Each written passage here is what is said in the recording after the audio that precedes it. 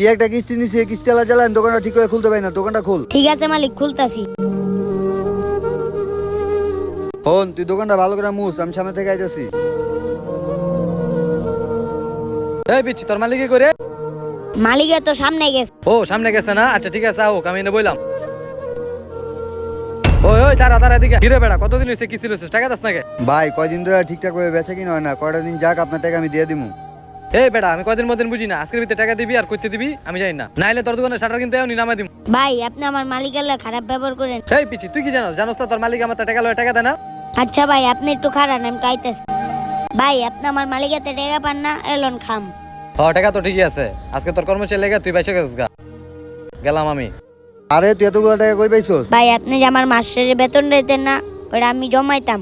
আমার একটা ইচ্ছা ছিল আমি স্কুলে ভর্তি হবো, এই টাকাটা আপনি দিয়ে দিছি। কি তুই তোর ভর্তি হওয়ার টাকা দিয়ে দিছস? আচ্ছা ঠিক আছে, এখন থেকে তুই স্কুলে পড়বি, তোর যা লাগে সবকিছু আমিই দিমু। আচ্ছা ঠিক আছে ভাই। ভিডিও ভালো লাগলে চ্যানেলটিকে অবশ্যই সাবস্ক্রাইব করে যাবেন।